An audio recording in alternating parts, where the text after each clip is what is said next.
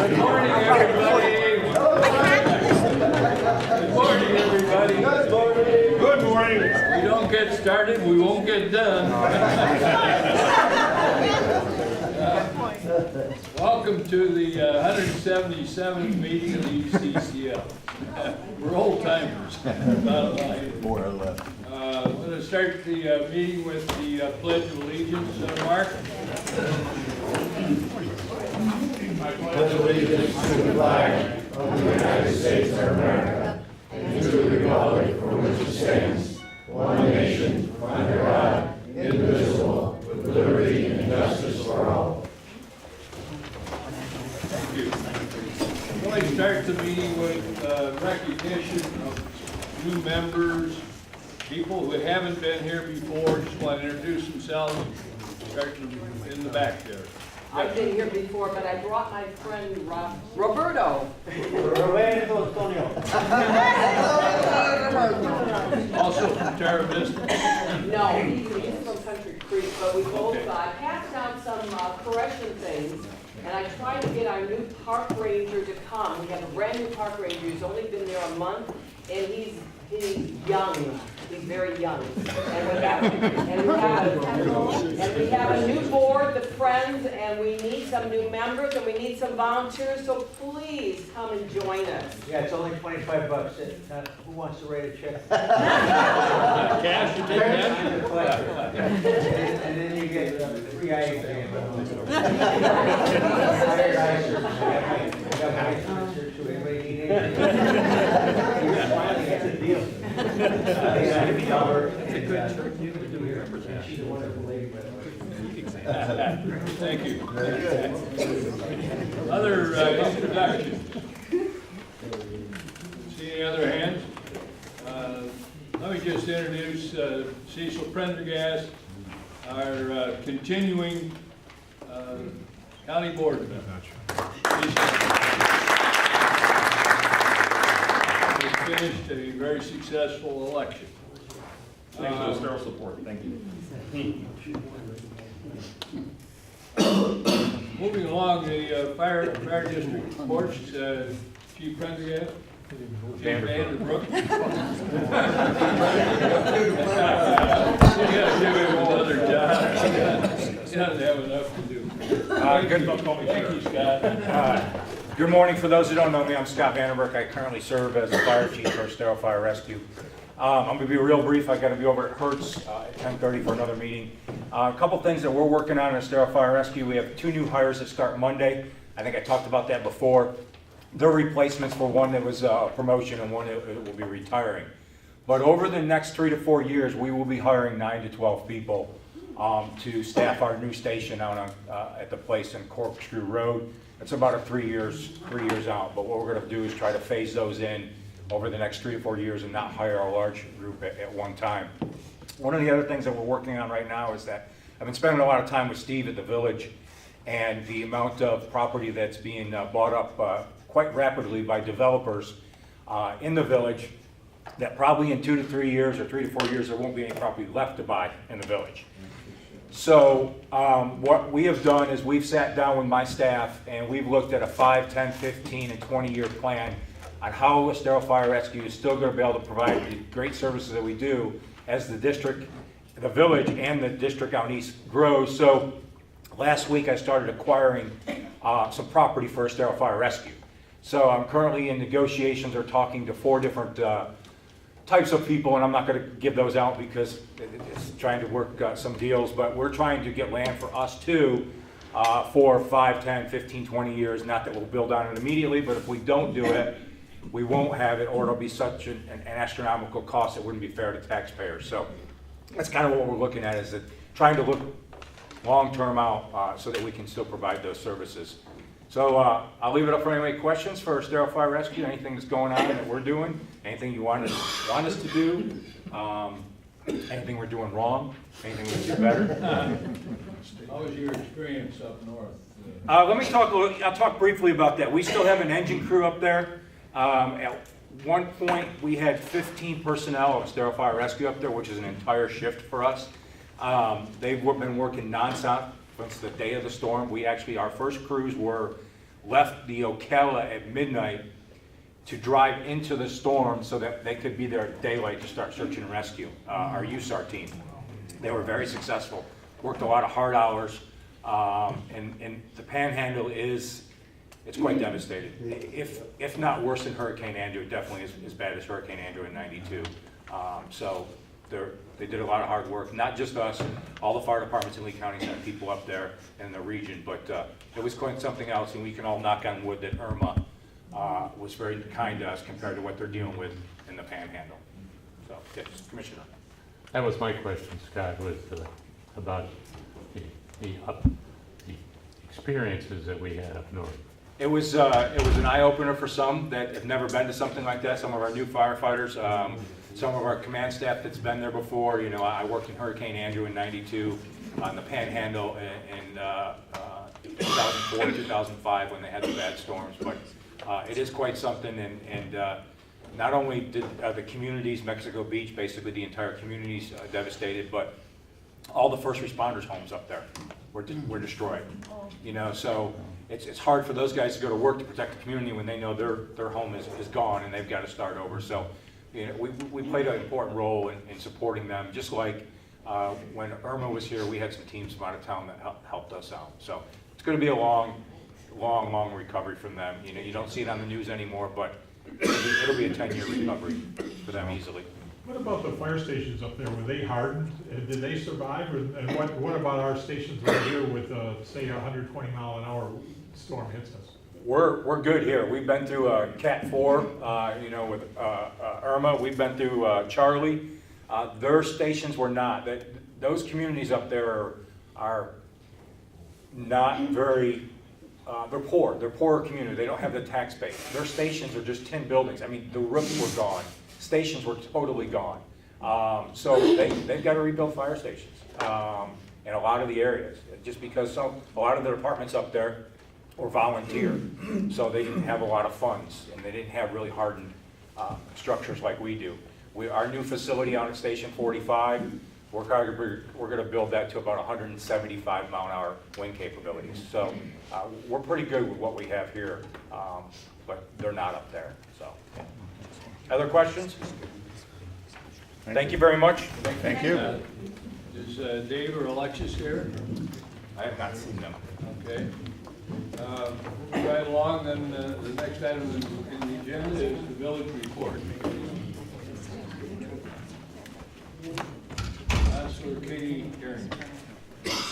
Thank you, Donna. Before I get started, I want to make sure that you know about this book, Paving Paradise, Florida's Vanishing Wetlands and the Failure of No Net Loss. This book is a required reading, a required class at FGCU for every freshman going through.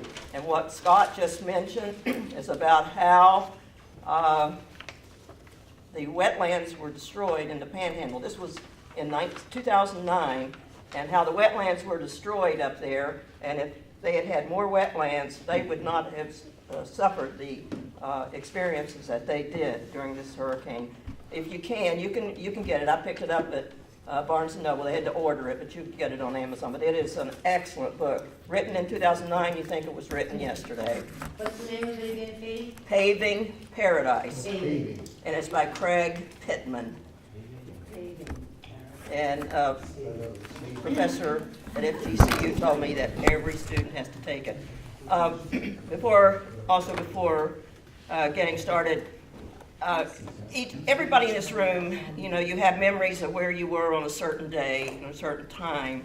My memory this morning, and I would be remiss to my whole being if I didn't say this, is that at this exact very moment in the year 2009, in the month of 2000, or November the 9th, 2000, I'm sorry, this is a difficult, November the 9th, 1992, 26 years ago. I was at Arlington National Cemetery at this very exact time of day, getting ready to bury my son who served in the U.S. Air Force, waiting to go to the burial site. So I'm bringing that up because of the sacrifice that these men and women make, and just like our first responders. It's a time in your life that you will never, ever forget, and I'm so appreciative of what he did while he was in the service, because he gave of his time. I had letters from, they were working in counterterrorism at the time, and he was a sergeant in the Air Force, and a helicopter went down and killed 12 men. And I was going to talk about the Village of Estero to salute the veterans, but I think Nolan's going to do that, so I'm not going to mention that. We were honored by bringing in a group of men Wednesday with the village, read a proclamation to them, and you are now, I'm proud to announce that we are Purple Heart. We are a Purple Heart Village in Estero, and we brought in, I think there were 7 men there who were Purple Heart recipients, and it was very moving and very touching. We've done a lot in the last month. The council has approved the #1 ranked firm, Barth Associates, to develop a proposed master plan for the development of parks, recreation, open space in Estero. The plan will include an inventory of existing parks and facilities, and an evaluation of needs, and visioning workshops. We will do public involvement through mail, telephone, online surveys, open houses, stakeholder focus group meetings, and the scope of work for the plan will include recommendations, priorities, general costs, funding strategies, and implementation techniques. And timeline for this plan is approximately 10 months. So if you get an online survey or you hear of an open house to come, please, we want your support. What do you want in the village? The second item is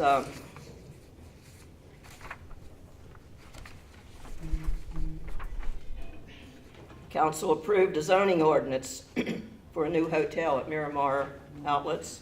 It will sit on 2.3 acres near the Hertz Arena and will have 135 rooms. So if you are standing at the food court in Miramar Outlets, looking at the lake, it will be all the way in the back in the corner there near the lake, and the hotel will face the Hertz Arena. How many floors is that, Kitty? Wasn't it like 4 or 5 floors? Or? I think it's 5 floors, but it's in the back. Yeah. I have requested, and it's supposed to happen soon, that the Village of Estero be given a drinking water quality test from Lee County Utilities and Bonita Springs Utilities. And I'd like to see what we're drinking. And some of you may not know that if you live on the north side of Williams Road, you have Lee County Utilities. If you're on the south side, it's Bonita Springs. And we did get a presentation by Bonita Springs once, and they kept bragging on how sweet and good their water was. And I said, well, come on over, let's see. I live on the other side. And so let's find out what's in the water. We also approved an ordinance to place skimmers on all gas pumps in 10 gas stations in Estero. And that will be in effect hopefully by January the 1st. All the service stations are being notified, and the owners, and they will be given ample time to get ready. If not, then there will be a code enforcement. Will have to start writing up some tickets. And I suppose you want to know what about the parcel purchase. Well, I brought this little map here. This is the ECCL. This was part of your work for many, many years before the village became what we are. But this right here is what was designed for Estero on the river. And as you can see, I think it was supposed to have, correct me, it's 500 some housing units and 300,000 square feet of commercial. And it was unanimously approved at the time, and things fell through and it didn't work. So right now, the village is looking at buying this parcel, these parcels here. The village partners wants to keep this parcel and this parcel. Now this would be Sandy Lane, right here. This is Appalachia. This is the railroad track, right here. This one is one with a life, I'm not sure what it has on it yet. This is Appalachia right here. This is the fire department auxiliary, and this goes back up on Highlands Avenue.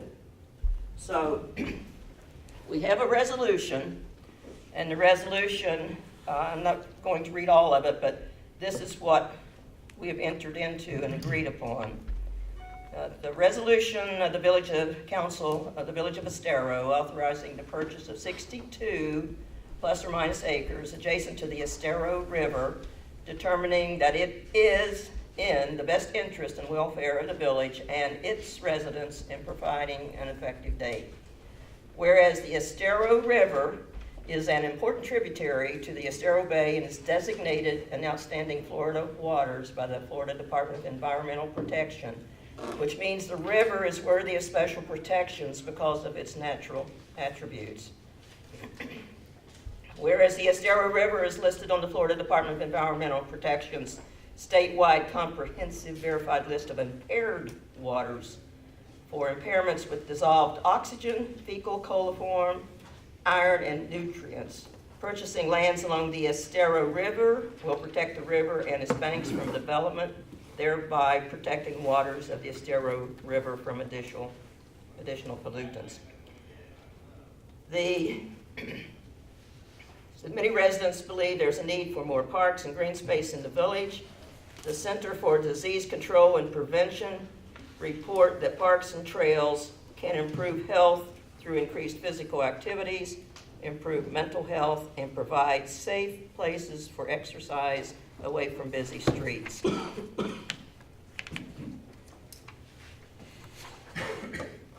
And what is looking at being purchased is this part right here. This would be Corkscrew down here, and this would be 41. And so we're looking at purchasing this, and this is, has a lot of significance with the Koreshan State Park, originally when it was all bundled together. And of course, this is the Estero River going through it. And we would like to have tried to purchase all of this, but they are an unwilling seller at this point in time. I'm not going to read all the resolution, you can find it online. But Councilwoman? Is the purchase of the property, does that include any type of, on the other side, like a 10-foot easement or something? Or just on the south side of the river? an easement, Well, I mean, who owns the property directly north of the river? That's all part of the. That's Part of the deal, Bill. has to be Yeah. determined. okay, you can go online, you can find this, okay. And it has 19 parcels. I'm going to tell you, as your council person, I've spent over 40 hours of my own time sitting at my desk and my kitchen table, and I get too tired. And I've been researching all of these. It's voluminous. And if you want to do it yourself, every parcel, we have a land use attorney who's checking all of this out right now. And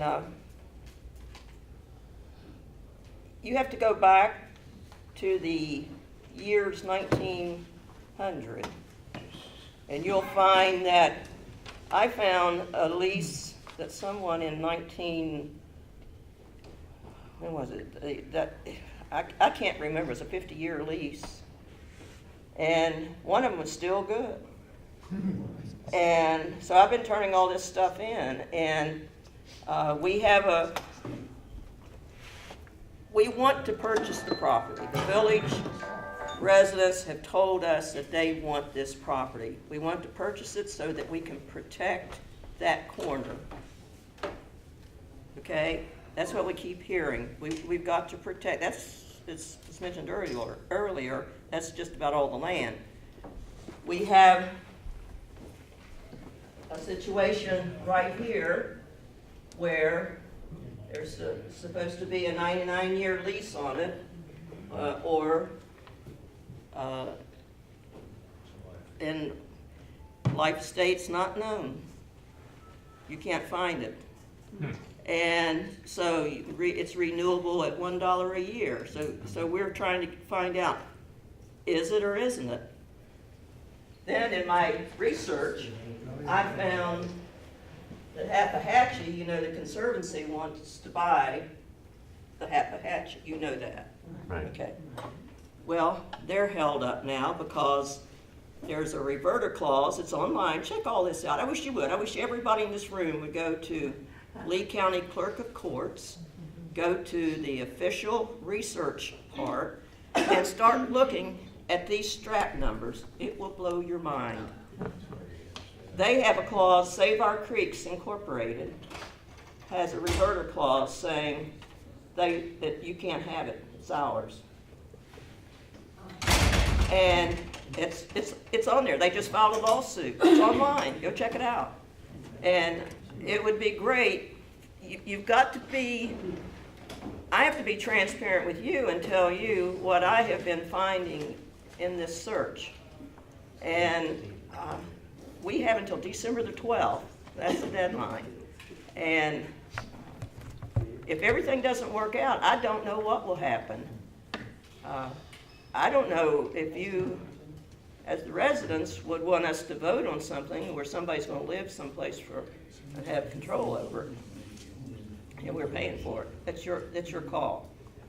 And so, please, take the time and do a little research on your own. I want you to look at these documents. And you'll be amazed at what you read. So, I think I've covered it. This has consumed most of our time this past month. That's what you wanted. Any questions for Katie? Hi there, Jessica from Hyatt Place, Coconut Point. Do you know, in regards to the hotel that's going to go between Hertz Arena and Miramar Outlets, who the franchise or management company would be? Not at this time, I don't. On the material that we had, it had Marriott or Hilton, but that doesn't mean anything. You know? But I would think that it's being proposed by Miramar Outlets. It seems like everything they do is beautiful. So they own that parcel that's right Yes. there? Okay. Yes. Okay, Yes. perfect, thank you. Thank you, Katie. Okay. Appreciate it.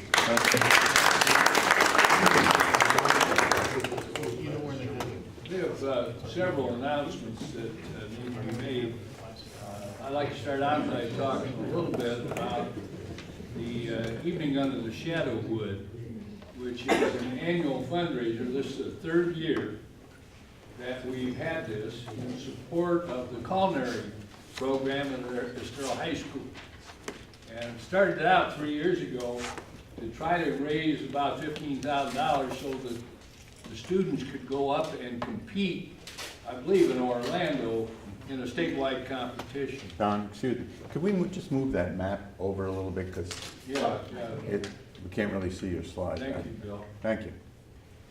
So, in any event, on December 17th, at Shadowwood Country Club, we'll have the third annual event. Going back where I left off, the first year we raised that $15,000, and they were able to go up there, and they won a couple first prizes in a lot of categories. This program now has gotten to the point where they have a couple hundred of their students at Estero High engaged in this thing. And they have relationships with a lot of the country clubs and with a lot of the restaurants in order to help to provide them with the quality professional help that they will need in the future. At present, a little bit more than a month before the event, we've sold 160 tickets out of the roughly 240 that we'd like to sell. So I'd like to encourage those of you who haven't been there to consider coming. $75 a piece, $7.50 for a table of 10. Most of the tables are 8, which would be $600. But we still have about 80 tickets left at this point in time. We need to sell it out, but we also need sponsors and this type of thing. And so if you haven't already received the flyers on these two things, I'll make sure that you get another opportunity to do that. But it's been a very successful program. The students and this facility supplies a lot of different social support for other events and other groups in the community. So it's been very successful, and we need to keep it going. So I'm sure there are many here who've been to these events. Does anybody else want to say anything about it? We bought a table to 10 each of the last 3 years, and it's a fun night, very unusual night. See what these kids can do with food. It's really remarkable. If you haven't gone, you gotta go. Pretty good. No rubber chicken this year, right? Oh, filet. Yeah. Everything's made on premises. They do a terrific job. It's a lot of fun. Yeah. I've got a table of 10. And they do a demonstration during the cocktail hour, right in the middle of the dance floor. So it's quite an event, and certainly worthy of your support. Secondly, then I want to turn to Linda on membership. Linda? Oh. Good morning, everyone. Good morning. Good morning. Periodically, from time to time, the ECCL reaches out to each member community asking for a review of the contacts we have on file and confirmation that they're either correct or updates as deemed appropriate. So this is really a very important initiative for us because it's important that we have accurate information so we can reach out to everyone in a timely fashion, certainly as particular issues might be popping up. We want to make sure everyone is aware of things, or maybe targeting certain sections of Estero for issues related specifically to that area. Last but not least, it's also important for our invoicing, our annual invoicing, which Bob will speak to later. So we did undertake this initiative. We started the process back in the summertime. We reached out to each member community. Good news is we had over a 50% response rate, approximately 50% response rate, where we were able to update our contact information. That's the good news. Of course, the other half of that equation is we did not get responses from everyone. Pete, is there a slide where, can you advance this? There was a slide where I listed all the communities. I sent it to you? Okay, well, we had this great slide. But anyway, there were about 50% of our communities did not respond. So I'm asking if possibly, if you got a request for contact information, I do see that there are a few people seated at the table that I reached out, didn't hear from you. I actually have copies of the emails that were sent in this summertime. And it would be good if you could maybe stop by the table at the end of the meeting, just take a look, let me know if they're good, let me know if we need to make changes. Some people were away, they said they would get back to me when they returned, and probably fell by the wayside. So again, sorry. Maybe it'll show up in your presentation, but maybe not. That's it. Thank you. Thank you, Linda. Two other announcements. At the December meeting, we will have nominations for the ECCL board for 2019. We have not contacted the existing board members at this point in time to see if they want to run again. But anybody who has an interest in serving on the board, please contact Linda and let her know that that you would like to be considered. And we'll put your name in nomination at the December meeting. And then the election of officers takes place in January at this meeting. Finally, just a public service announcement. I think, Pete, you have this one on the permit information. The village has developed information that's available to all communities and all businesses within the community that defines exactly when you need a permit and when you don't need a permit. And I'm amazed, the list is 3 pages. There are so many different kinds of things that go on in the community that where a permit is required. And so, since the village is relatively new, only 3 years, and the village has been defining a lot of its different functions and roles, I think that this is a product of where what they've accomplished at this point in time as it relates to something like this. Of course, it's an important source of revenue for the village as well. So, anyhow, that's where we are on announcements. Where can we get a copy of that?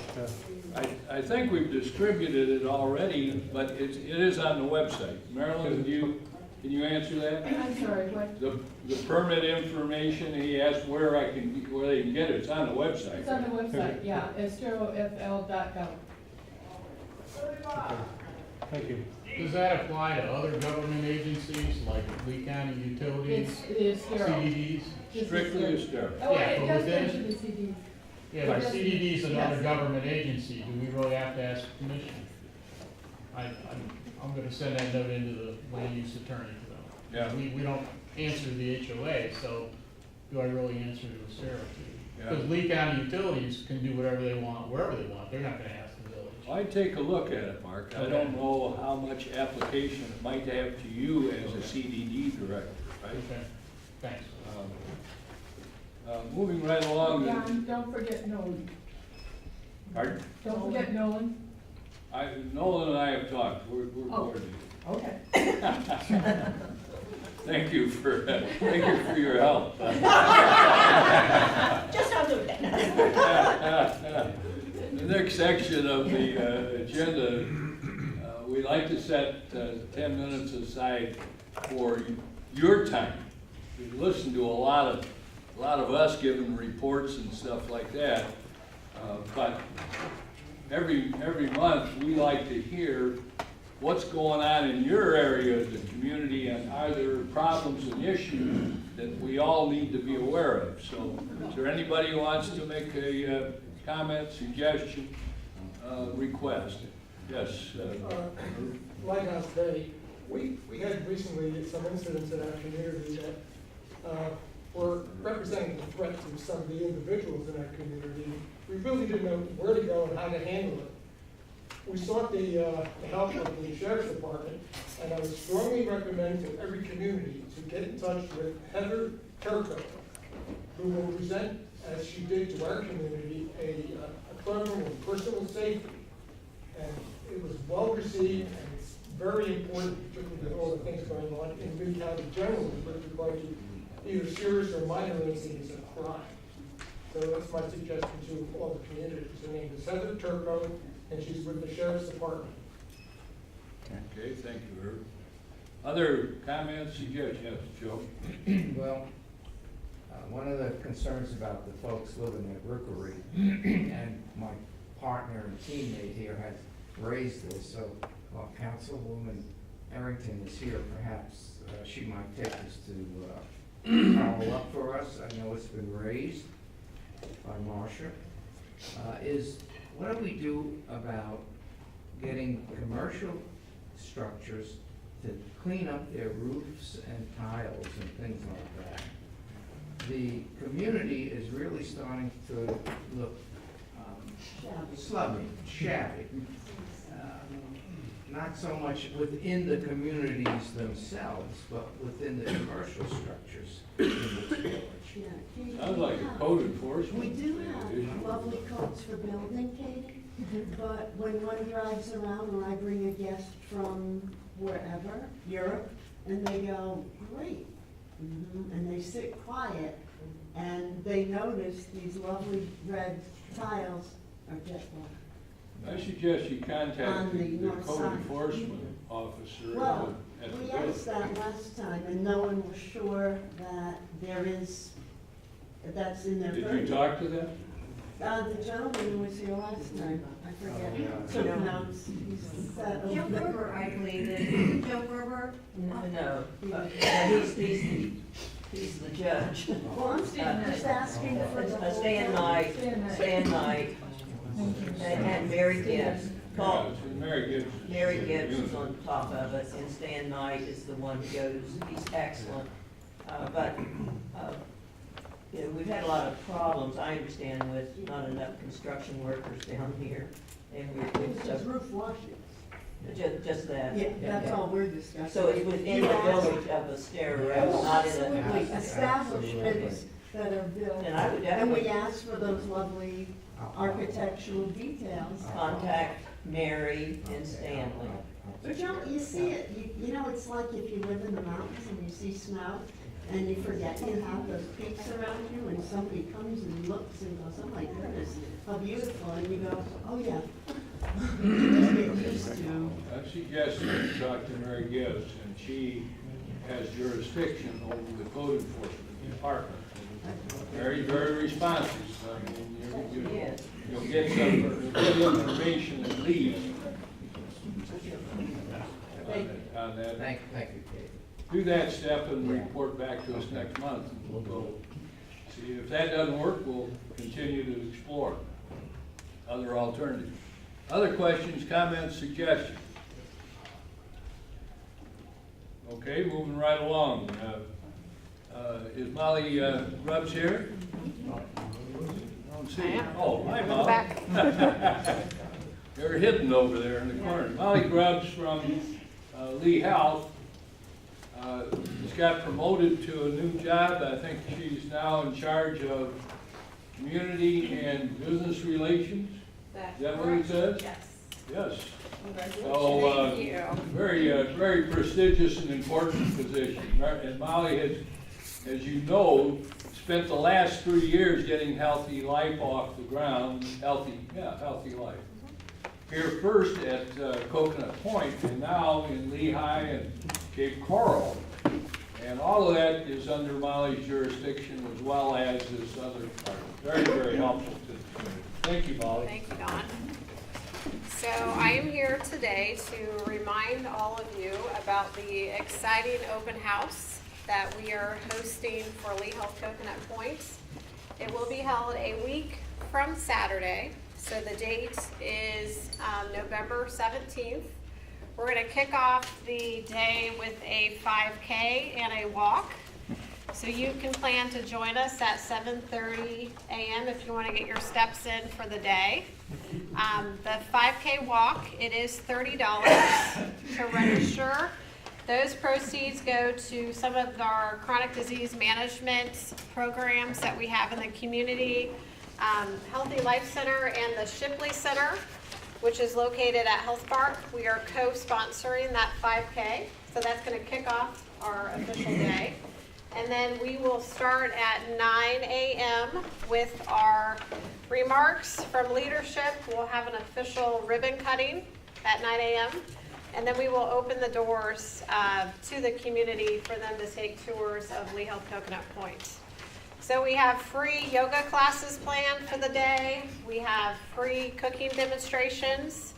Healthy Life Center will be moving from the current location at the mall into the new facility, and it will have a new cooking kitchen inside, so we're excited about those cooking demonstrations.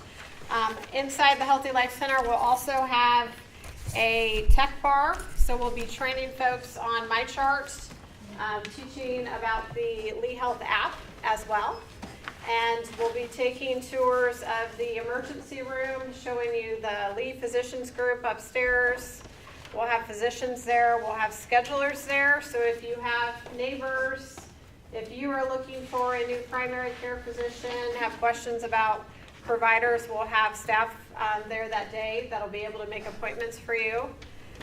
We will have kids activities. So we will have a planting garden outside, and we're collaborating with FGCU. So we'll have little pots where kids can plant herbs.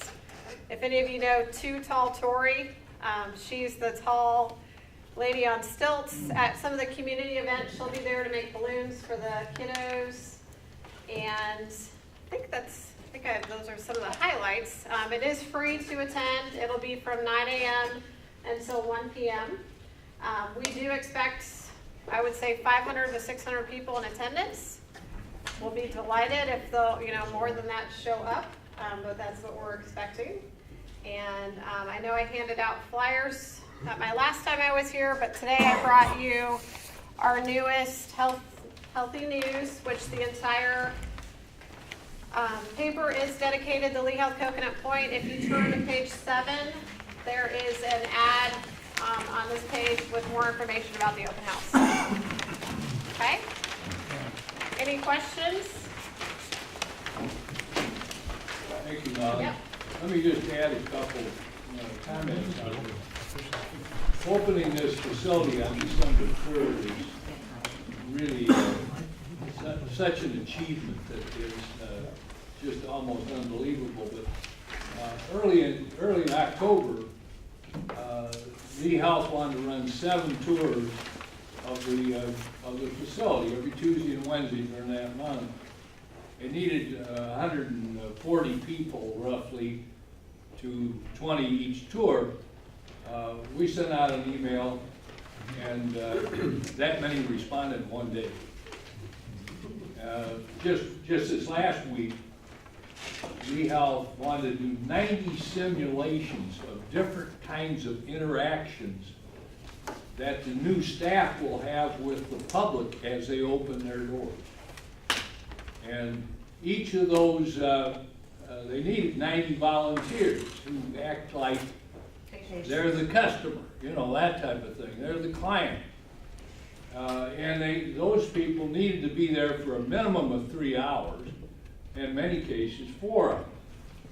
Those 90 people were recruited by ECCL through our communication system. And I was told that they went very, very well. We have a lot of good actors. That's what they told me. Boy, so those people really got into that. They know how to act sick. I've been doing it for years. Yeah, I did talk to Alex on the way over, and he does share his gratitude for everybody that volunteered and helped recruit those volunteers for our staff to really practice and excel at the processes before you guys actually walk in. We are opening December 3rd. I forgot to mention that. So that is our official opening day. So we are counting down less than 30 days to go. So it's exciting. So on the 17th, which is a week from tomorrow, start your day by going to Lee Health Coconut Point. And then from there, you can go to the Veterans Recognition event that the village is putting on, and Nolan's here to talk a little bit about that. Do you have that one, Pete? Is that part of the, no?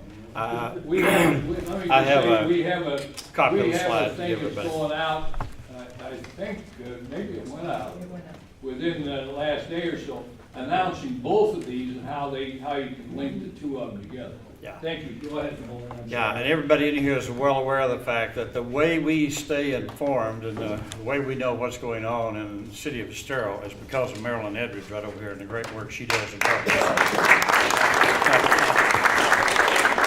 I would be shocked if you have not already seen this in some form. I've seen it probably 50 times. Thank you so much, Marilyn.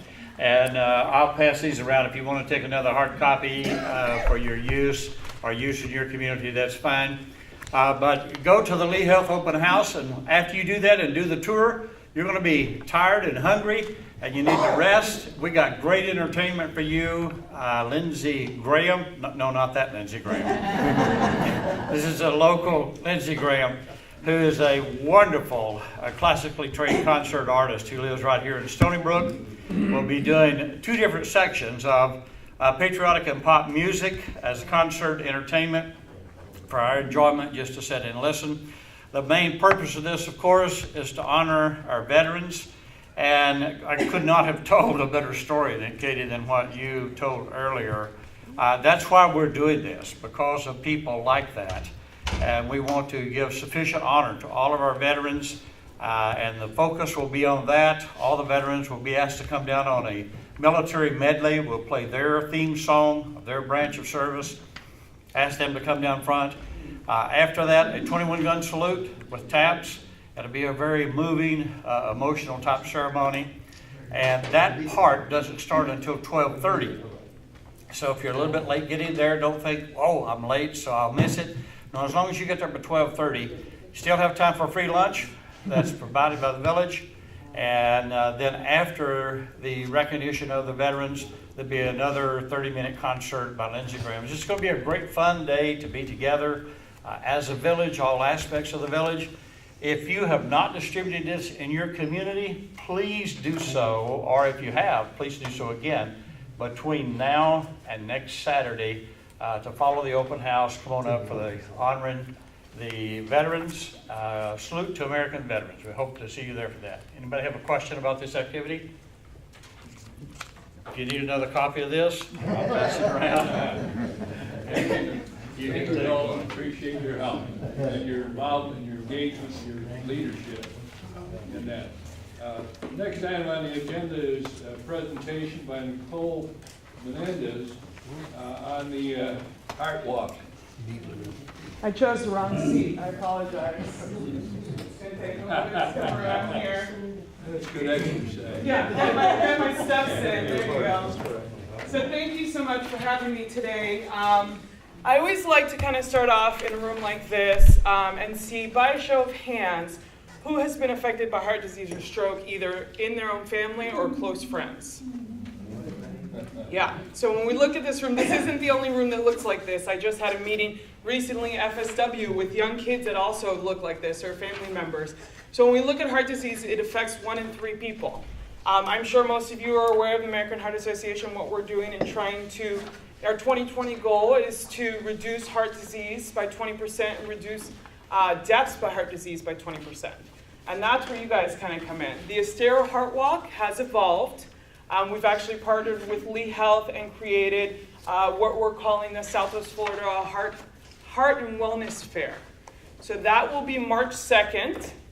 I just wanted to come by and kind of talk to you guys about it, review it a little bit, but the marketing for that will not go out till starting December. We are starting to launch a website. We're starting to work on that marketing information. It isn't going to be at that Lee Health Coconut Point location. There are going to be yoga classes. There's going to be cooking demos, similar to what their launch chef is, but something in support of the American Heart Association.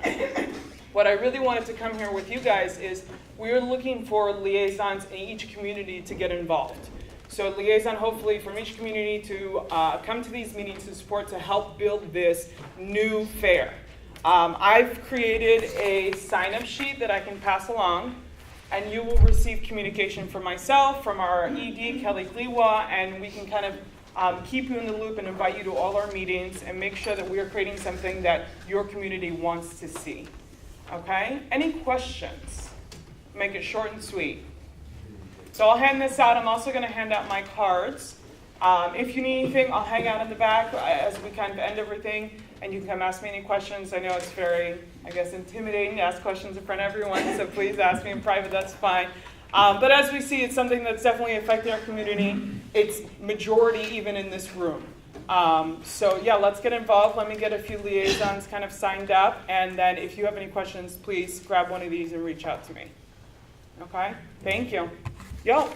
Nicole, I must say that we've had a really great history of working with the American Heart Association on the heart walks in the area. And I think this year it's going to be something really special. But we really need the help of everybody in this room to make sure your community is involved. Because if we don't get the word out, folks, we're not going to have that many people show up. And this year we have the added attraction of being able to have it over at the new Lee Health facility right down the road. So hopefully you personally will take it upon yourself to make sure your community is fully up to date on what's going on, and we'll be hearing more about it, I'm sure, as March 2nd approaches. Yeah, perfect. Thanks, Bob. Thank you, Bob, and thank you, Nicole, appreciate it. Next is Bob King, with his first two different presentations. This one having to do with the Weeks Fish Camp and a proposal for development of that site that includes a, what I would call a mini marina. Don? Thanks, Don. This is really initially, whoops, wrong material. What do we got, Pete? There we go. You said it had two presentations. We just got them flipped. But we're in good shape.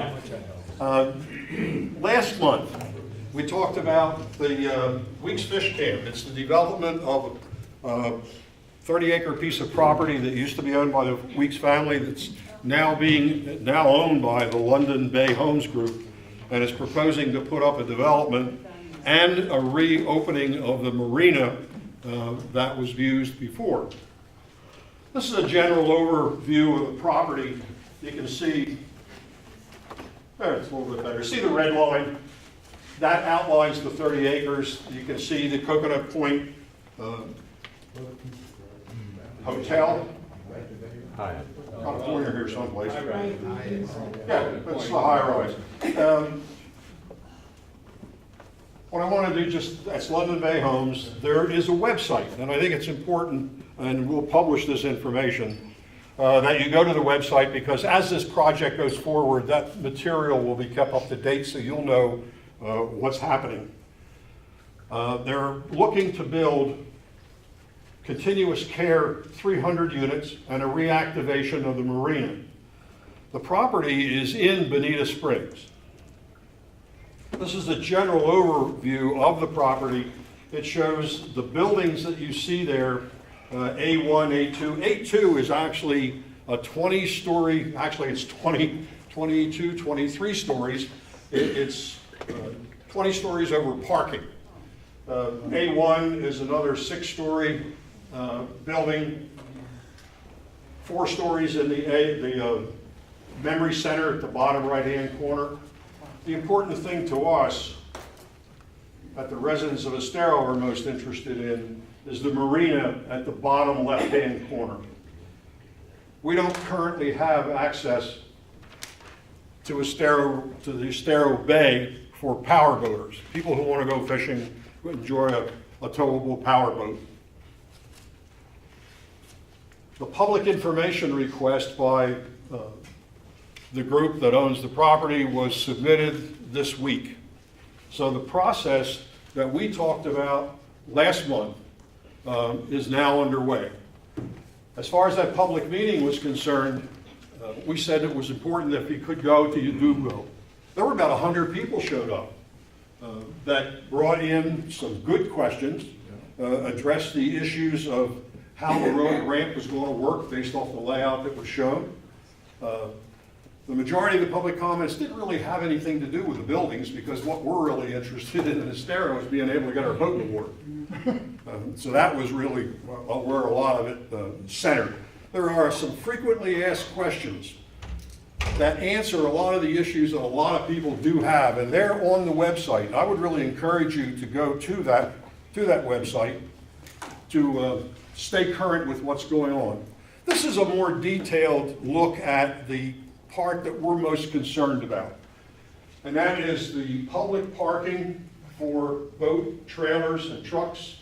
The ramp is actually located here. The marina that would be open to the public that we can use is essentially from here to here. The rest of this is all part of the amenities that are private to this project. One of the major concerns that was brought up by the folks that attended that meeting was the fact that 10 slips or 10 parking spots for trailers may not necessarily be adequate for what you're trying to do. We're trying to service Bonita. Now, they have another one at the Imperial River, but nonetheless, a lot of their residents will also want to use this. So we need to stay involved as this process goes through planning and zoning through the village of Bonita Springs. right at the moment, the comprehensive plan that is about to be approved by the village will discourage the use of powerboat launches into the Estero River. That's going to be kept pretty much for kayaking, small human-powered craft. The policy 1.2.2, on the other hand, will encourage cooperation with Bonita Springs to establish the public boat ramp for power boating at the end of Coconut Road. The zoning application, as I mentioned, was submitted on about the 8th. This is a long process. What's going to happen next is the Bonita staff is going to have to work with the applicant to make sure that the application is sufficient. It'll then be submitted to planning and zoning design review. Those folks will review it, make comments. Further changes could possibly occur. The Bonita Council will then make a decision to approve or reject. It's important, and we have at the moment Bill Ribble from the Village Council, who has been sort of the liaison between our council and Bonita to make sure that the items that we consider important, the number of slips will be required, the fact that that was a single lane ramp, should be looked at. And he'll represent our needs to make sure that the Village of Estero is treated fairly.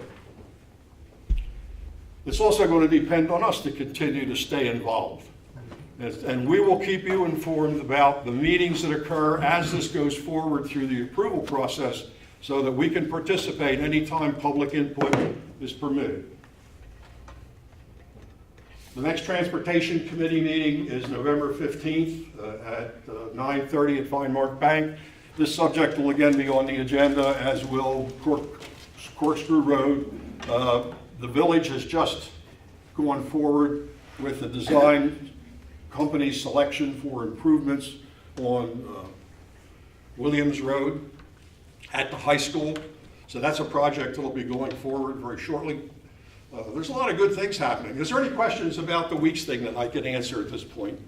Yes? Where's the closest boat ramps, both north and south of this location? I guess the closest one, if you go south, is the Imperial River. That's in Bonita Springs. Has some restrictions on the hours of operation. It is an acceptable place to put a boat in. It just causes you to drive further than you would have to drive if we're able to get in at the Weeks location. The north one is either Ponderosa, or you would have to go up and over to the beach. Fort Myers Beach for a location there. And we could also go down to Bonita, drive all the way around and go back up to Lover's Key. And there's one there, and that's a good one, by the way. That's a good launch area that have adequate parking. They have four ramps into the water, but it's a ride. Pete? Could you flip back to the marina slide? 2 or 3 back, right there. One of the things that was pointed out by the attendees at that big high school meeting, and not being a boat owner, it didn't occur to me, but they pointed out if you look at the boat ramp, it's right next to that the land there, and they're saying they pointed out that putting a boat in right next to that wall of some sort is a problem. Not everyone can do it so easily. And the other thing they pointed out is that it's a fairly long ramp to get to the water, and again, if you're not really familiar with how to drive backwards with the trailer, you know it's going to be a problem. So if you are a boat trailer person, you might want to look at those things and express those concerns. If you're not, something to be aware of. One of the things that I found interesting looking at the way this is done is that one of the things, if you have a boat and you like to go fishing, you understand that when you drive up to a place like this, the first thing that you need to do is find a parking spot to where you can disconnect your boat from the trailer, where you can disconnect your motor. You can get your boat ready to launch. So I do that. I pull in here as the flow of traffic. I pull in one of these locations and I start to disconnect my boat. I put back out, I go down here, I put my boat in the water. While I'm putting my boat in the water, a new guy comes in and pulls in my parking spot. So now I got my boat in the water, I got my trailer behind my truck, and the spot I was in is gone because there's only 10 of them. So what do you think happens next? You might have to call leadership. But at any rate, but the point is that this is in the early stages of approval. We're going to have opportunities to say that we don't think that's adequate. Yes, sir. I need to mention, though, that the developer did say that they are purchasing additional property for overflow. Yes, he did. It's not connected. If you go up here 3,240 feet, you're going to find another piece of property where you could get some parking. Now, you got the same situation. You pull in there, you're back, you're going to drive all the way out here, you get here, you go all the way back, and you get on your boat and you go someplace. That's not really usable. What we're really saying is we'd like to see a boat ramp that provides utility for a reasonable number of people. And I don't know that 10 is the reasonable number. At least it was indicated at the meeting that it wasn't. But that's the kind of issue that needs to be addressed going forward. For one thing, there is a big stormwater management pond here. Now, it doesn't exist at the moment. It will as this development goes forward. I don't know, maybe that can be relocated someplace else on the property and this parking lot can get bigger. I think those are the kind of issues that need to be addressed as this goes through the approval process. Mr. Weeks. How you doing, Bob? I'm just doing fine. How are you? Great to see you. Thank you for going forward with the support here. For the record, Jim Weeks, Weeks Fish Camp, Horsewood Seafood, know all about the history of this place. It's so great that they brought up Paving Paradise, the book Paving Paradise. That is a great title. Thank you very much. But we don't want to page history of Weeks Fish Camp with adequate public parking. All this aside is so simple. 17.34 acres is zoned tourist property, marina access. So we need to make sure no zoning is changed. Let the city council, we need to know that. Let everybody know that, Bob, we carry that fight forward. There is developers out there to put a marina in there. I have personally ran into 2 of them and had one of them meet with the city council, Benita, showing the new landowner he doesn't have to put a $300 million single living facility in there that none of us were able to go to. We require public access for the common people. That's what this is. We need to move forward with that and make sure it's so simple, no rezoning. Thank you, Bob. Jim, thank you for your comments, and we're going to continue to take advantage of your knowledge of this project as we go forward, and perhaps you can provide additional help. Is there anything else on the Weeks Fish Camp? Yes. Are those slides available online? Yes, they are. In the earlier part of this presentation, I believe, yes, this will get published. There's a website here. If you go to that website, you're going to find that all of the slides that I show, plus some additional ones that really pertain more to the development than to the fish camp. But yes, that information is available. Question, Bob? Just one further comment. I was sitting next to a fisherman at that meeting at the high school. Yes. He told me the way it's set up with a single ramp is absolutely incredibly stupid because you can't have a ramp, just a one lane ramp. Yes. Secondly, he said the way it's set up, when they do it, he said you put your boat in there, take your car 3,200 feet, whatever it is, and come back, now your gear is gone. Yeah. You need to go with 2 people, so one guy got guard. But you know, the whole point is, and you're right, the whole point is this is the early stages of what's being proposed. The developer isn't going to give away the store in the first salvo that he fires. We're going to need to participate in this process and do the best we can. And Bill Ribble and our council people, I'm sure, are going to support us. Anything else? Bob? Oh. Yeah, just a comment. You know, Coconut Road, of course, is our road. Yes. So we got real concerned with traffic on that road. And as in that meeting the other night, the comment come up about impact fees, who gets the money when they build this, whatever they're there. You know, Bonita would normally get it, so now we got another issue that we got to deal with. We got our road those people are gonna maintain it, or they're gonna be working on it, driving on it, and we have to maintain it. Well, you're right. This is not gonna be an easy thing to do, because you find out that part of the road, Coconut Road along in this area is in Bonita, and then when you turn and you go up here and it turns again, it's now in the Village of Estero. The impact fees are going to go to Bonita because Bonita is where the property is located. It's going to take the interlocal workings between our two communities to see that the funds for roadway improvement go to the people who are going to have to make those improvements. We're going to depend on Katie and the group at the council to make sure that the Village of Estero gets what's necessary to make improvements that we need to make. And if you look at the treble cock study that was done a couple of years ago on Coconut Road, the improvements that they're going to need to make are not going to be easy. There is limited right-of-way available. A number of traffic circles had been originally proposed. That all needs to be rehashed again to find out how do we keep Coconut Road serviceable for our residents that live in the gated communities, plus our residents that live in the colony, because part of the colony is in Estero.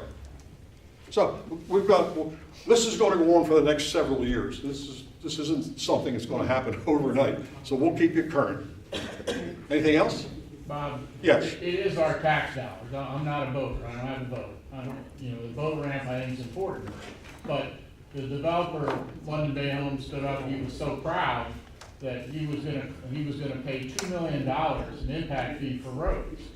Well, $2 million isn't gonna cover a mile of fixing Coconut Road. So what happens, we as taxpayers are gonna end up paying this. So even if you're not a boater, it's time to get excited, because the study that Estero's gonna have to do to fix Coconut Road, we're gonna pay for it. So that's where you're gonna see me at a lot of these meetings, and you're gonna see more emails from me. Thanks. Anything else? Okay. Let me back up. Whoops. I got another one on here next that I need to get to. Pete, is it after this one? Keep going. There we go. Keep going. All right, I gotta get back to the beginning of this one. Okay. I've been showing you a slide for months that shows the traffic study being conducted by the county. And it shows tasks 6, 7, and 8 as the identification of what road improvements need to be made, what environmental enhancements have to be made, and what the costs and proportionate share payments are for these improvements, which were tasks 6, 7, and 8. The county is about a year late. They have been receiving information for a number of months. So I filed a public information request and obtained from them what they have available on 6, 7, and 8.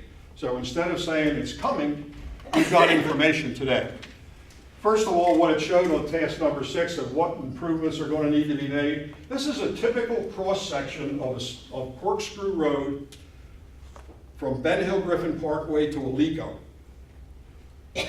Right now, today, we've got a 2-lane, 14-foot lanes, no median parts of it, but and a 4-foot shoulder.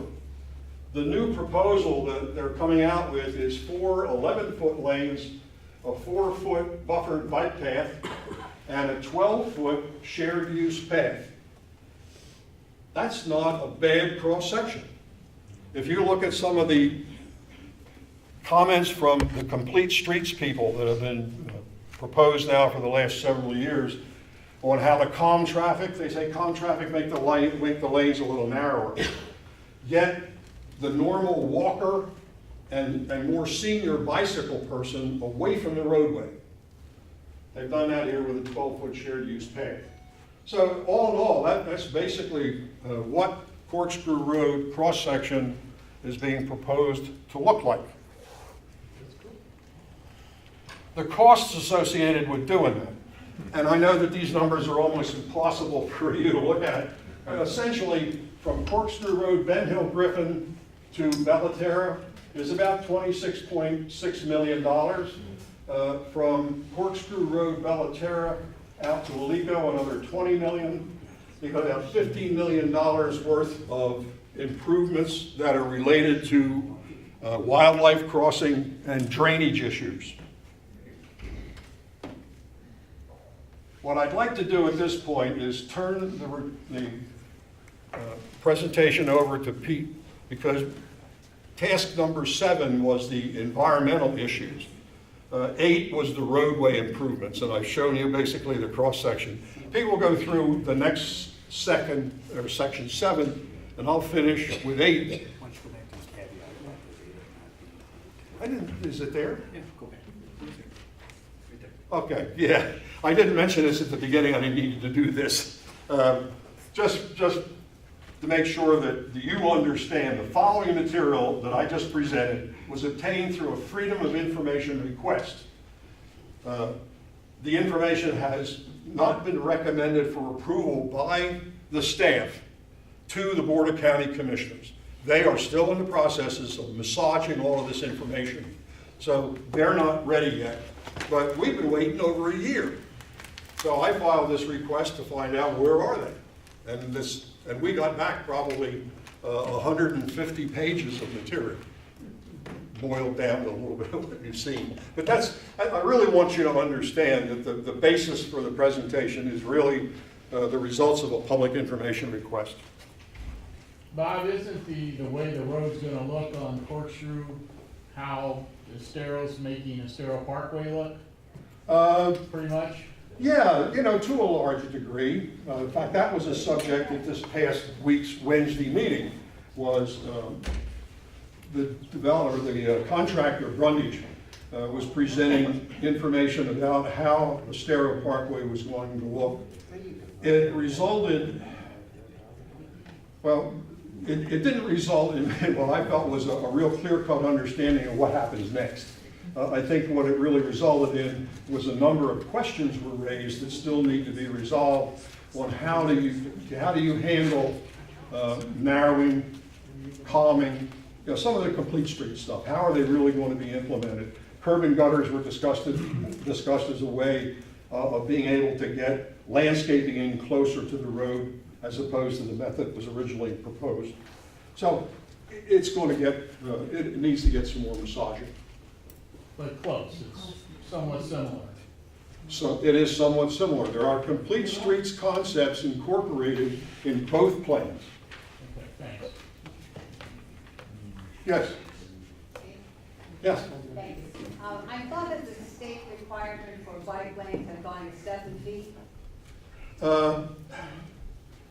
There's a suggestion that you use a 7-foot buffered bike path, yes. I don't think that there's anything that is right at the moment that is firm on that. But this is showing a 4-foot bike lane? This, as far as Corkscrew is concerned, is a 4-foot buffered bike path. It's actually 6 feet wide. It's got 4 feet with a 2 feet buffer. The path that is away from and out on the right-of-way line is a 12-foot path. That's paved also and is usable for both bicycles and pedestrian walking. What does buffered mean? Pardon me? What does buffered mean? Buffering actually can mean several things. It could mean that you had some kind of a physical barrier that's been proposed. It can be a landscape strip. It can be nothing more than painting, where you can stripe the bike path, and that's considered buffering from the standpoint of you have identified the separation between the bike lane and the operating lane. But nonetheless, it's on the operating lane. And these are generally bike paths that are being requested by those folks who ride bicycles competitively or at much higher speeds than that 12-foot path would be used for. 12-foot path is people like me. Anything else? Pete's going to go over the environmental, which was task 7. Then I'll finish it up with 8. This print here shows the environmental enhancement overlay. Basically, Corkscrew Road runs through the center. The colors don't show up very well here, but this line here is the environmental overlay. It includes the place at Corkscrew, Wild Blue, other ones not named on here, Verdana and Pepperland Ranch. Bellaterra is right there in the lower center, just so you get an idea of where this is all here in the eastern part of the county. Task 7 is the environmental component of the AIM study. I want to note that this report, we just got it this week. I haven't reviewed it in detail. I did share it with the Conservancy and Audubon. This report is dated May 2018, so it's been in its present stage since May, and we just got it. But these are the major components of the task. It was done by an environmental consultant to the county. Going through there, I'm not going to go over each one of these things, but I would like to give you a flavor of the detail of this report. The report at first glance looks fairly comprehensive. But again, I say it's first glance, we really need to look at it more carefully. This is one of the tables that I took out of it. This shows panther telemetry data. So each of the little purple or blue triangles there is a signal from a panther that has been collared that shows that it was there at that spot at some point. You'd have to go into the data to figure out when. It doesn't mean that all of those triangles are individual Florida panthers. It could be the same panther that sent off a number of different signals as it walked along. So the idea when you see something like this is not to understand that there's that many panthers. God, I wish there were. But it really shows you where they go and where they cross roads and where they spend time. So this area up here is some of the county's preserve areas. Down here, let's see, I think Edison Farms, that area down is in this area, roughly. And other preserve areas are also down in this area. This is Crew. This is Collier County down in this corner here. So this is Crew. And this is the, I got to get it right, Imperial Marsh Preserve up in this area here. So what you can see is that there's a lot of panthers that are moving up and down this corridor. There's another smaller corridor right over here. This is area where I live, actually. This is the bend in Corkscrew Road. So Wildcat Run is right about here. The Preserve at Corkscrew and Bellaterra are right here. And Wild Blue is up here. And this is a major flowway in addition to this one here. So what this is showing is that there's a lot of panther crossings or traveling through this area. That's one of the items that they had to look at. What is the wildlife corridors in this area that the county has been developing at a tenfold density magnitude? And so here's what we have. There is a wildlife crossing right here, roughly. I think that's, this is Alico Road comes down this way, and then just to the east of Alico is one right there. By the way, this also shows panther deaths. We won't go into that, but it is basically these items here, up here, and so on.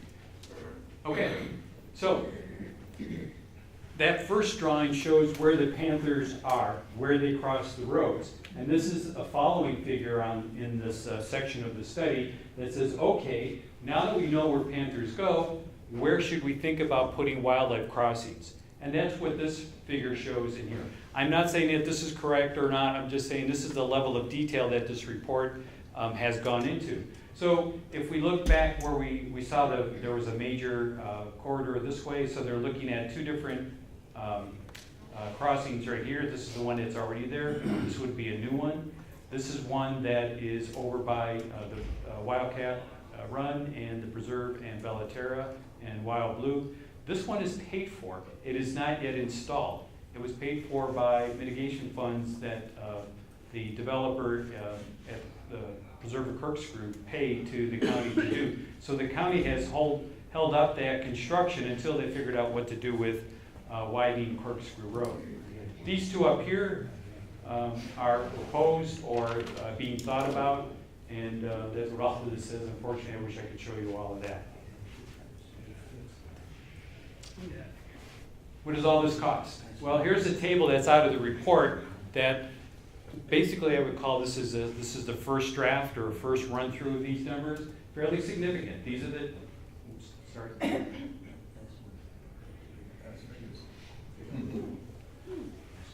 These are the categories of items that they had to look at: wetlands, panther habitat, wood stork. I can go to all of the different wildlife.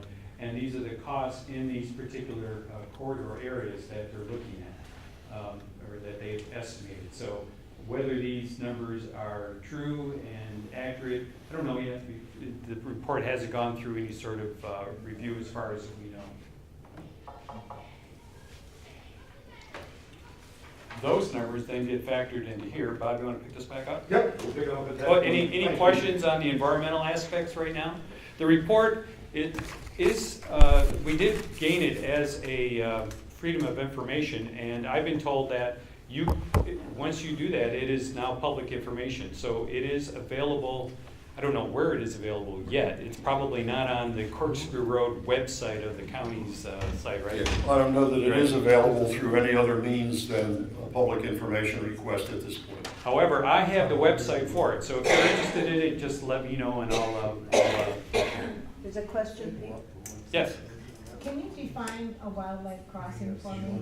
What it is, what it Sure. consists of? Okay. The way we do it here in this part of Florida, the road is lifted up so that wildlife can cross under the road without being hit by traffic, and traffic can go over the crossing without hitting the wildlife. So if you went to this one right there on Corkscrew Road, so you go past Bellaterra beyond Alico Road, the road lifts up, and then there's a large culvert under that, where and you can't see the animals there because there's so much vegetation that they want to screen the road from. They don't want the animals to see the road, so there's a lot of screening there, and the roads go underneath it. If you go to Miami on Interstate 75, there are a bunch of wildlife crossings on 75 perpendicular to the road all the way to Fort Lauderdale. Thank you.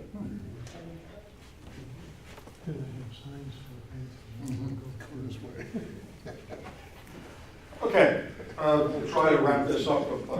I'm a little over on time. This pulls together, this task number 8 now says, what's the proportionate shares that should be paid by each of the 4 communities that are being built along Corkscrew Road? And the thing I'd like to point out here at this point is this is really the first time that the county commissioners, in my recollection at least, have pulled together more than one project to look at its impact on the infrastructure. Normally, the way these things have been handled in the past is each one of these projects would have been evaluated on its own merit. So they would have looked at traffic impacts for each one. That loses the perspective of what's the impact when you put 4 of these that represent 5,000 units, and you're going to build them all at roughly the same time. Right. So this, to the credit, they put them together. And now they looked at what Wild Blue, where's my, where's the pointer on the top? No. Towards the top, towards the top. We're all the way up, okay. I can't get it to work. They looked at, this is the improvements that are needed. It's about a $79 million effort. They're saying that Wild Blue should contribute about 12 million, 11.9. The Place at about 17 million. Pepperland Ranch at 7.5 million, and Verdana at about 13.1, or $49 million of that 79 million would then be paid for by proportionate share payments from these 4 developments. I took that and put it into a chart that includes another element, which is the impact fee. If you look at now the numbers that generated the $47 million project, which is the total impact fee, and you lay on top of that the impact fee for each of these. The impact fee is a fixed number per single-family residents. And these houses that are being proposed are all single-family. So this number should be pretty accurate. There are numbers for other types of construction, but I dealt strictly with the single-family aspect of it.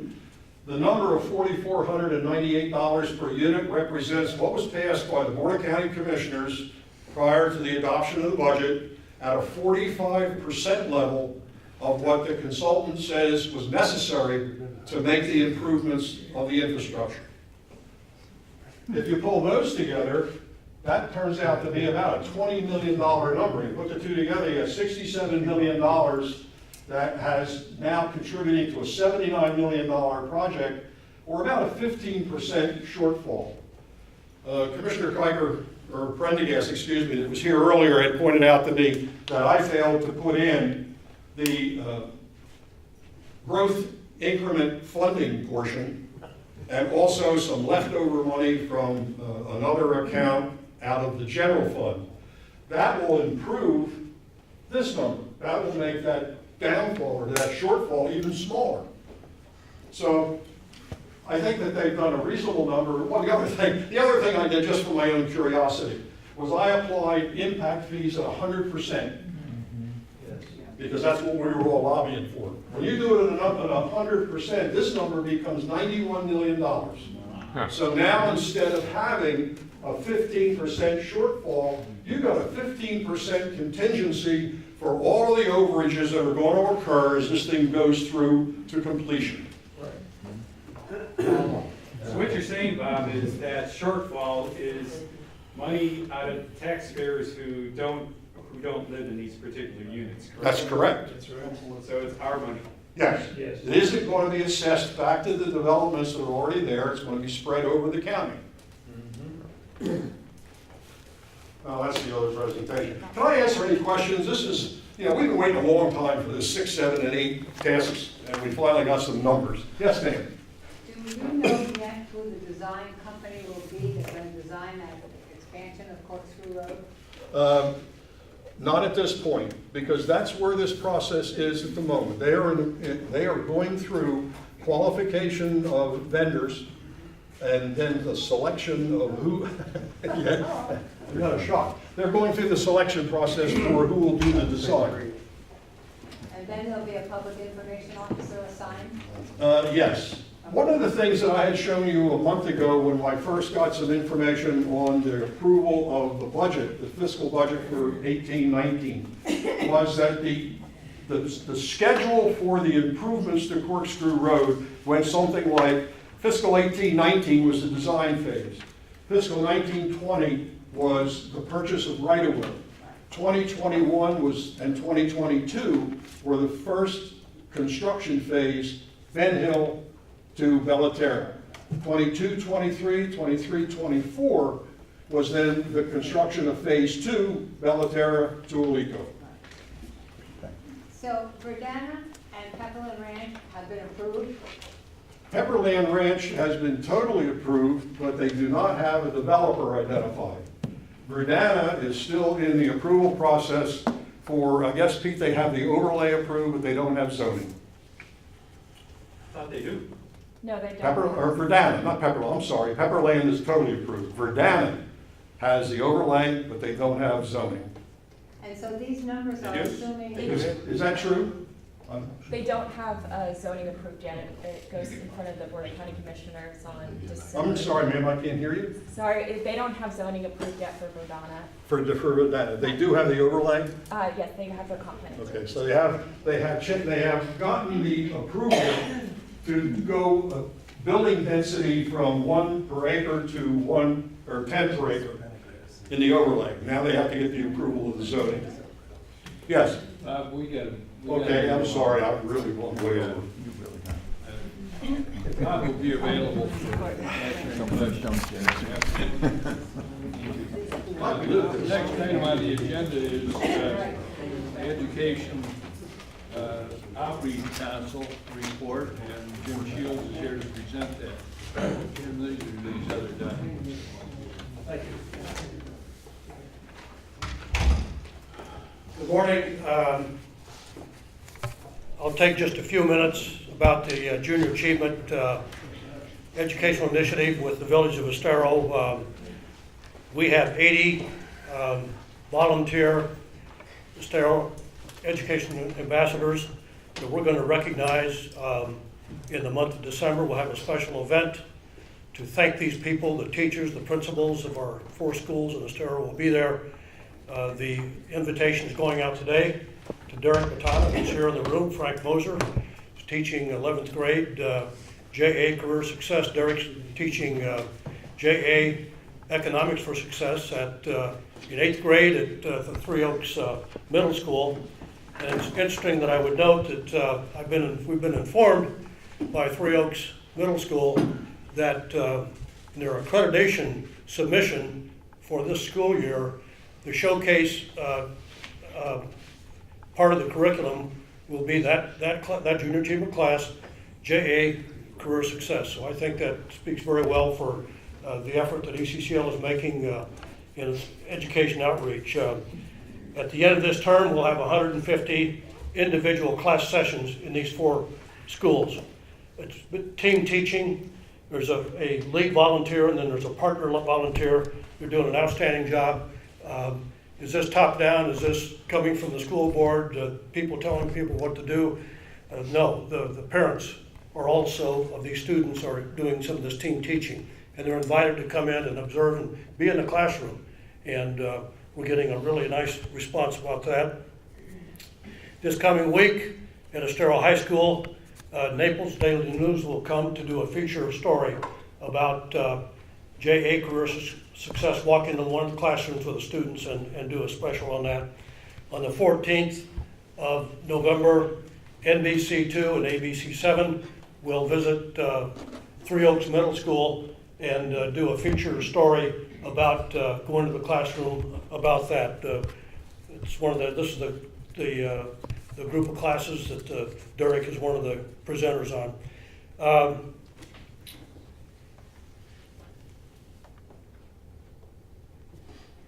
Really across Estero, in the gated communities, people are coming out and really have actually, we've put out the recruitment for the winter and spring term. All 8th grade classes are full with lead volunteers. That's amazing. We just posted yesterday Pine Woods Elementary and Three Oaks Elementary for 2nd and 5th grade, and people are signing up there. Most of the classes for Estero High School are already booked for the winter and spring semester. This coming Thursday, 4:30 to 5:30 p.m. at the Chamber Room, first floor of the Village of Estero, will be a special session. We're inviting you to come if you think you'd like to be a part of this. And it's not so much an orientation, it's more about the people who have had this experience, like Derek and Frank and Amy and the different people that we'll be talking about the experiences and what it's all about. And that would clue you into saying, I think I'd like to be a part of this. Molly Grubbs from Lee Health does 11th grade at the high school. And again, she signed up again for next semester. So you could step into the program and not be the lead ambassador necessarily, but you could be the partner. You could be the helper, so to speak, that gives you a sense of what the experience is like. It's really been a great journey. We're not there yet. There's no talk about taking a victory lap because we've got the winter and spring term to come, but the Army of Volunteers are doing an outstanding job. The principals, the staffs, the schools have been excellent to work with, absolutely excellent to work with. So with that, I'd like to invite my colleague, Jim Mozer, Bill Mozer, that's Jim's brother, Bill Mozer. And Bill wants to talk about the other aspects that we're involved in with our ECCL Education Outreach Council.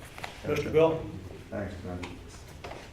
I think what fooled you was Jim Gilmartin is up there and he's nowhere to be found. There is no Jim Gilmartin. Next month, right? Thank you. Thank you. All right, well, this will be quick. No real slides. I think for those of you who were here last month, if you remember, we talked about Florida Gulf Coast University and the Institute for Entrepreneurship, which was which is one of the three kind of legs of the stool of the outreach council, the Education Outreach Council. So since last month, the Institute has now sent out letters and mentor sign-up forms, guide for mentors, which I think we might have looked at last time, for those people who had indicated in the past that they were interested in mentoring at the college. So we've it's been a little bit of a long procedure, but the college is now really, I think, ready to accept additional mentors and has a real need for them. Amy Andrews is coordinating that. So some of you may have gotten letters from Amy. I know some did, some responded positively, and some found that they couldn't participate. But the mentoring program will be cranking up again next semester, and at that point, I would think that there'll be a continuing need for mentors. The program's growing very quickly, and they had 2 mentoring classes this year, each semester, and I think next year they're going to 3. So it's a great opportunity to work with young people, innovative people, and give them the benefit of your experience. So that's going pretty well. I mean, I think that we're in good shape on that one.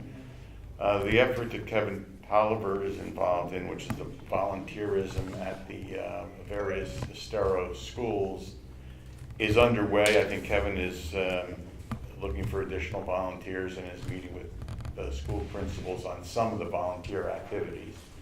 But I was at a session last Thursday at Three Oaks Middle School, and there's a number of us who are volunteering to participate in what they call the AVID program, which Kevin discussed last time. And we continue to look for volunteers for that as well. The AVID program is for students who maybe they would have the opportunity to go to college with some additional tutoring and mentoring, and it's kind of a special session. And they would be students whose no one in their family has ever gone to college. So they would be basically the first ones in their family, and maybe their environment at home isn't really conducive to studying and don't understand the importance of it. So this afternoon is our first session, and we'll see how it goes. Maybe a free-for-all at 7th and 8th graders, but time will tell. So that's what we're doing. Thanks. Thank you, Bill. Any questions from Bill? Thank you much. Next on the agenda is Jim Tatulis with the Community Development Report. Jim?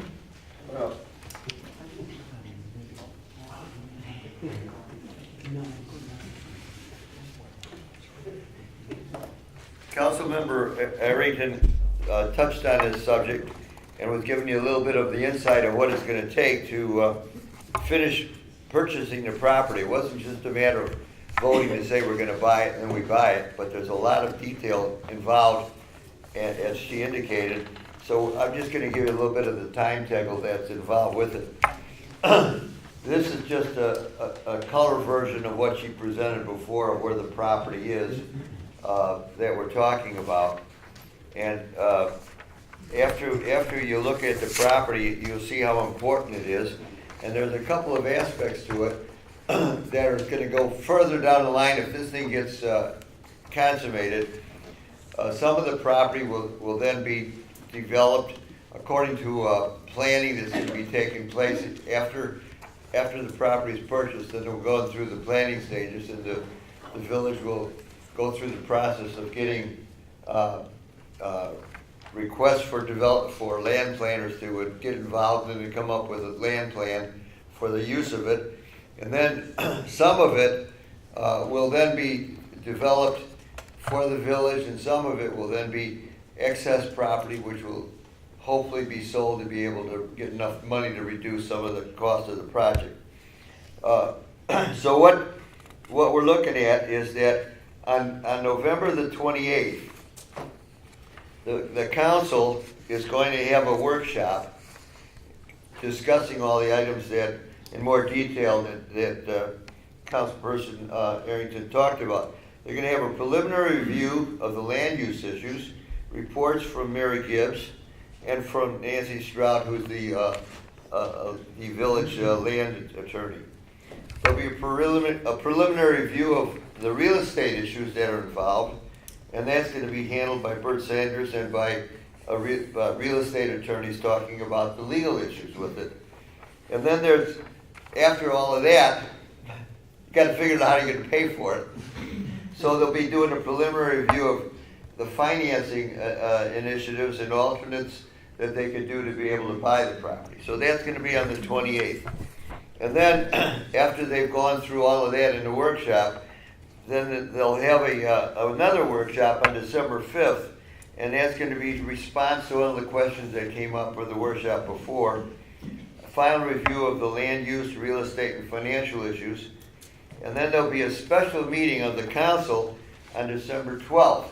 And hopefully, if all of these issues that have been investigated and arise are figured out how to be able to resolve them, then what will happen was there'll be a proposed council meeting to assimilate all of these different issues.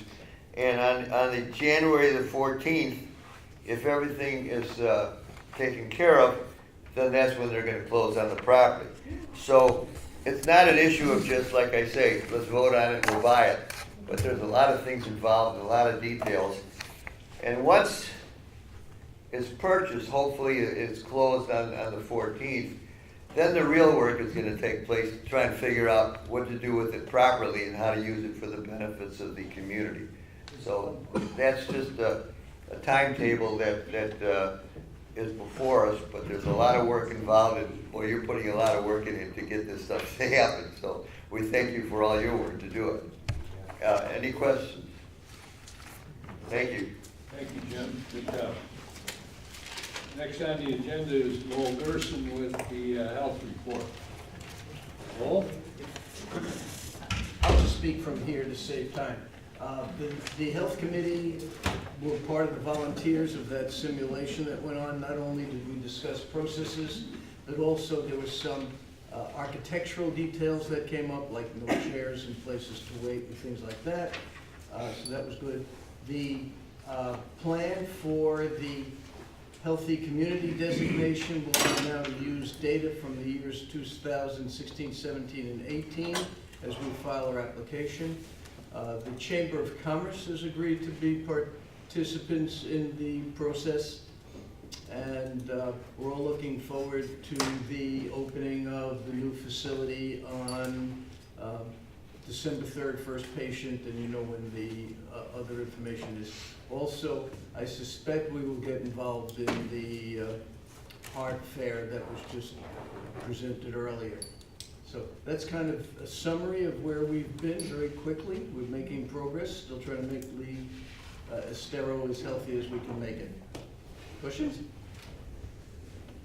Thank you. Great. Thank you, Lowell. Next is Pete Kangalowski and the environmental report. Pete? Yep, I won't spend much time here. Just real quickly, Corkscrew Crossing, that development between Preserve and Wildcat Run and Corkscrew Road. There is still no date yet designated for the Planning and Zoning Board. It is still ongoing. I understand that the South Florida Water Management District is getting very close to issuing a permit to the developers, Argo. We'll stay on abreast of that. I don't have any other slides after this, but I do want to mention a couple things that we've done in the last week. Hopefully everyone here who gets our email alerts saw one that we sent out to help send a message to the Florida Department of Environmental Protection and the National Park Service about an issue that's developing right now in the Big Cypress Preserve that is located south of us and just outside of the boundaries of the Everglades. The Burnett Oil Company received a permit to do oil exploration or testing in that area, but in their permit they were required not to basically damage the land as much as they apparently have been doing. And the two agencies I just mentioned are not doing their part in getting the company to go back and mitigate for the damages that they're doing. So we sent out an alert asking you to basically tap into the Conservancy of Southwest Florida's website, where you could learn a lot more about it, and send a fairly simple letter to both agencies to tell them to do their job and get back on top of the Burnett Oil Company and mitigate for the damages that they're doing. Anyone not for sure knew that you didn't get that email alert? If not, let me know. Hopefully you're getting those. The mines, the 2 mines out on East Corkscrew Road. Nothing further to report other than I did find out from the hearing officer that she is apparently backed up with 2 other projects that are preventing her from issuing her recommendations report for both Troyer Brothers and Old Corkscrew Plantation Mine. Seems a little hollow to me, given how much time has passed since the hearings, but that's what she has said. That's all that I've got. Any questions about anything? Okay. Thank you, Pete. And last but not least, Bob Lenish and the finance report. Bob? Oh, good morning. Good morning. For those of you that are not aware, my name is Bob Lenish. I've been on vacation for 6 months. And I want to thank Linda for filling in so that with my absence. I want to talk about 3 things this morning. First of all, the financials for the month. We ended up with 0 income, which is always a lot easier on the bookkeeping people. And unfortunately, I think that's last month's slide. It is last month's slide. Well, in any event, let me talk. Well, it says October 31st. Yeah, but it has this month's numbers. In any event, we had the important thing is we spent about $1,700 this month. More than usual. It includes $1,000 that we've been paying to a company called Evolution Brands to work on the development of our web presence, on our direct marketing campaigns, and we'll have a lot more to talk about next month because I think we'll see the results of that investment come true. Right now, at the end of for the year to date, we have actually, we're about $9,500 overspent on the budget. Not on the budget, $9,500 overspent, in large part because we got last year's dues earlier on in the latter part of last year rather than in this year. So that brings me to dues. We have agreed that we need a modest increase in the dues for next year, 2019, and basically it amounts to about $50 for most communities, ranges from $50 to $100 for some of the larger communities. You'll see here the amount of the dues by size of community. So a community, for example, that has up to 350 people is billed $400.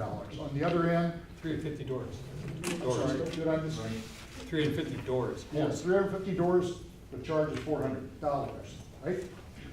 Over 1,500, I want to thank Bellaterra and Shadowwood for agreeing to an $800 amount next year. Thank you, Bob. I can't really speak to that anymore. Oh, okay.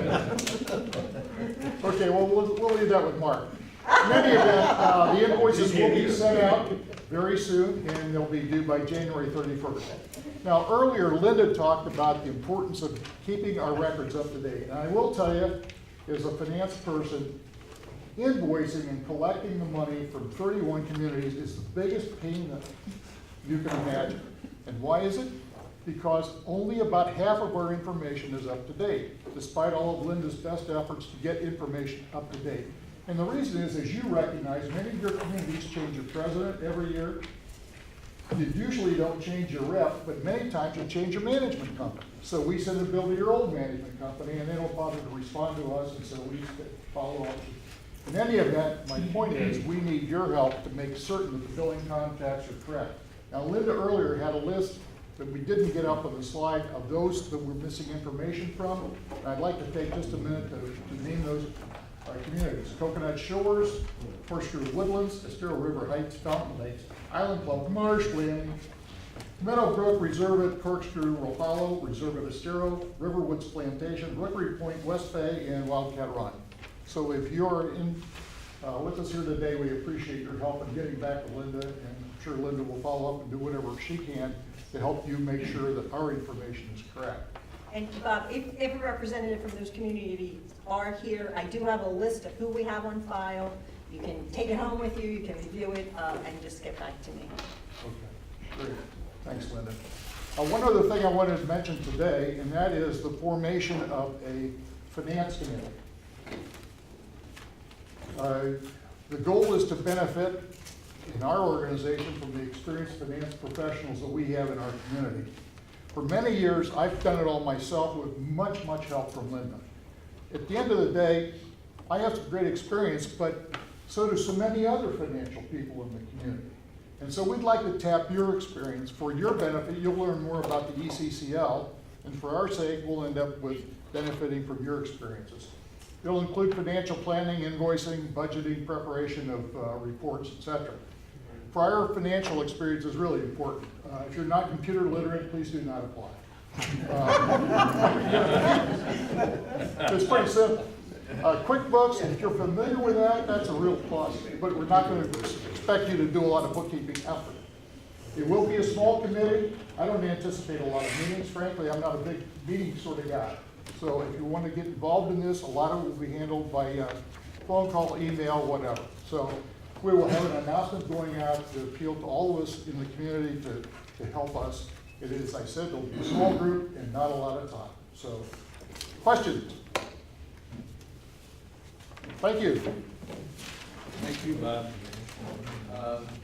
In conclusion, you can see from all of the information that's been provided that there's just an awful lot of decisions and action that's going on at the present time.